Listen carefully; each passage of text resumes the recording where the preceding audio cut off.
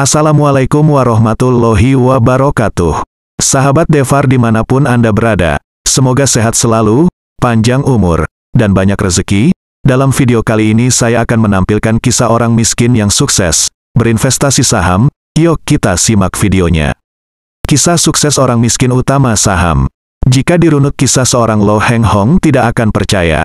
Bahkan jikapun kamu bertemu dengan sosoknya tidak berbeda dengan orang biasa. Siapa sangka anak miskin itu kini memiliki aset 2,5 triliun rupiah dari saham utama. Kisah Lo Heng Hong memang panjang karena investasi saham memang butuh kesabaran. Dia bukanlah pencari untung. Lo Heng Hong duduk santai di taman dekat rumah di bawah teduhan pohon Kamboja dan pohon mangga. Pekerjaan dia tidak mengantor, tetapi asyik membaca 4 koran sekaligus, memeriksa laporan perusahaan dan data statistik pasar saham. Kerjanya cukup 3 hal yang disebutnya RTI Read, Thinking, dan Investing. Berkat kejeliannya dia mampu menghasilkan uang tanpa bekerja. Menghasilkan jutaan rupiah dan uangnya bisa digunakan berkeliling 5 benua. Ia menyebutkan setidaknya 2 kali dalam setahun ke luar negeri. Biasanya saya bersama istri dan anak-anak saya. Di sana kami tinggal di hotel saja, lalu jalan-jalan. Saya orang yang bebas, tidak punya bos dan tidak punya karyawan, kata Lo Heng Hong. Keberuntungan menghinggapi mereka yang sabar. Lo Heng Hong merupakan sulung dari 3 bersaudara, hidup sangat-sangat sederhana.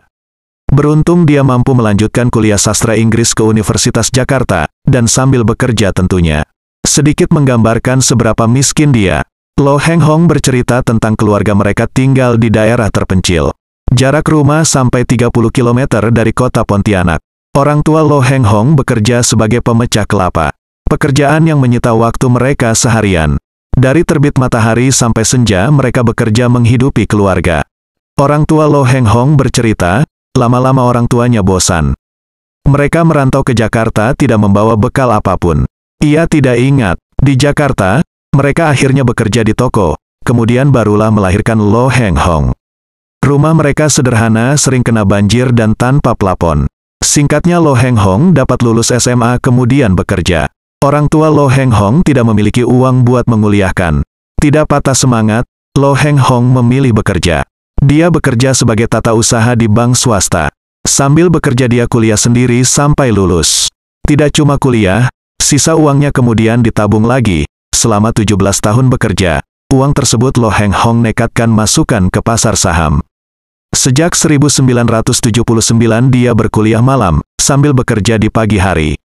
Ia menjadi pegawai tata usaha PT Overseas Express Bank. Dia ingat betul uang masuk kuliah Rp50.000, sedangkan uang bulanan cuma Rp10.000. Tahun 1989 ia mulai menjadi investor saham pertama kali. Waktu itu umurnya sudah 30 tahun, tidaklah muda lagi.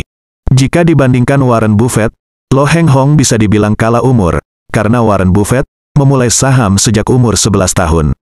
Tidak masalah karena sejak awal niatnya bukan menjadi dia.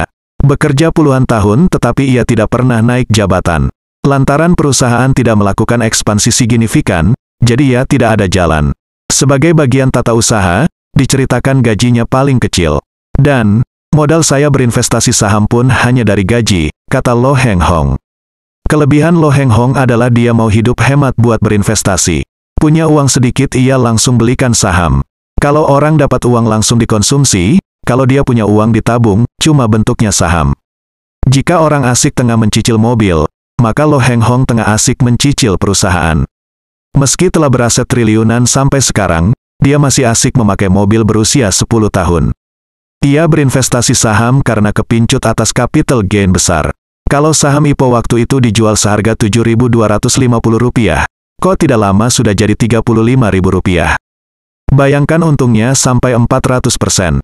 Awal investasi saham, ia ingat menggelontorkan uang 10 juta rupiah, dia cuma dapat beberapa lot waktu itu. Tetapi sedikit nilai naik, begitu juga nilai aset Lo Heng Hong. Saham pertama kali Lo Heng Hong beli adalah PT Gajah Surya Multifinance. Waktu pertama kali memulai, dia sempat gagal. Dia bercerita bagaimana lelahnya dia mengantri. Dia antri panjang di gedung BDNI Hayam Wuruk. Nah, ketika sudah listing, saham sudah di tangan, harganya malah turun drastis. Alhasil dia harus jual semua saham di bawah harga beli waktu itu. Dia belajar otodidak. Dia memiliki setidaknya 40 buku Warren Buffett, yang mana bukunya sudah dibaca 4-5 kali.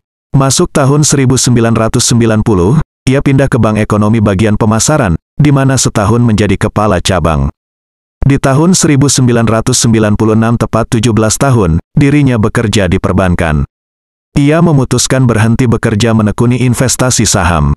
Keputusan aneh tetap bekerja. Alasan utama kenapa berhenti kerja, karena return berbisnis saham lebih dari pendapatan. Lumayan begitu kata Lo Heng Hong. Tidak memilih obligasi karena returnnya kecil. Tidak pula dia pernah masuk ke reksadana. Alasannya karena uang dikendalikan orang lain. Bagaimana jika orangnya tidak jujur dan sebagainya. Manajer investasi tidak jujur sudah banyak. Ia menekankan bahwa main saham justru lebih unggul. Dia tidak pula bermain emas. Alasan utama karena emas tidak produktif. Penjelasan singkat Lo Heng Hong, kamu membeli 1 kilogram emas maka 10 tahun tetap 1 kilogram emas. Terima kasih Anda telah menonton video ini, semoga terhibur dan termotivasi. Sampai jumpa di video selanjutnya, jangan lupa like, subscribe channel ini. Assalamualaikum warahmatullahi wabarakatuh.